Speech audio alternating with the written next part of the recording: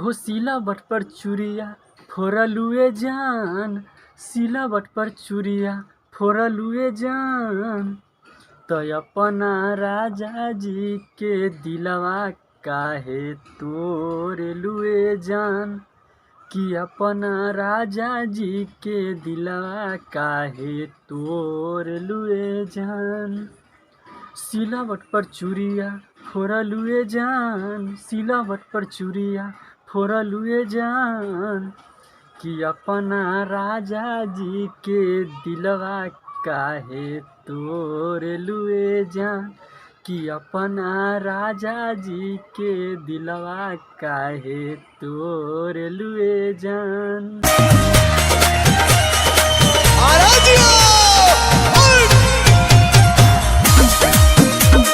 एहो सूट लेके आई कि किन दीही साड़ी, चलो बैठ गाड़ी क देहली चालू।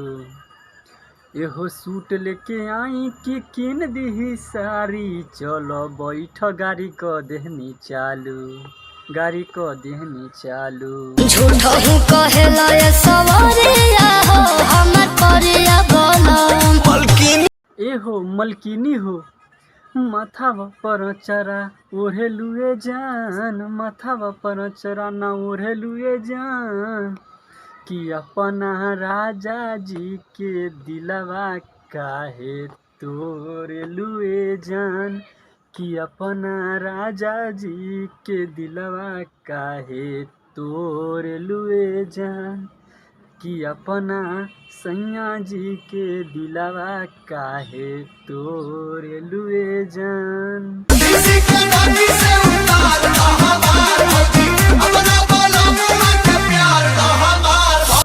एहो सज के सवार के तू आवा तारू बन के, मन खुश कैदा तू आई विक्रम के।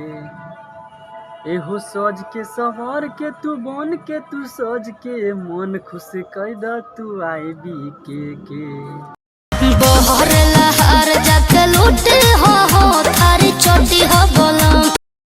हाँ तो बेरी बेरी मुहावा मोरलुए जान, बेरी बेरी मुहावा मोरलुए जान, तो अपना राजा जी के दिलवा काहे तोड़लुए जान, तो अपना राजा जी के दिलवा काहे तोड़लुए जान, कि अपना सैया जी के दिलवा काहे तोड़लुए जान।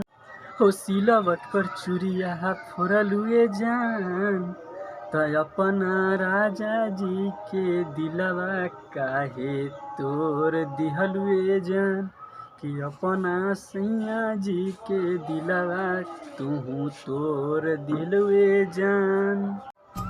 तो दोस्तों ये गाना आप सभी को कैसा लगा? आई होप ये गाना आप सभी को अच्छा लगा, मस्त लगा हो तो वीडियो को लाइक करके चैनल को जरूर सब्सक्राइब कर दीजिएगा और दोस्तों के पास शेयर कर दीजिएगा। अगर अच्छा लगा तो कमेंट करके ज़रूर बताना। तो दोस्तों आज के लिए इतना ही रहने देते हैं, फिर मिलते हैं नेक्स्ट ब्लॉग वीडियो में, तब तक के लिए इतना ही। जय हिंद।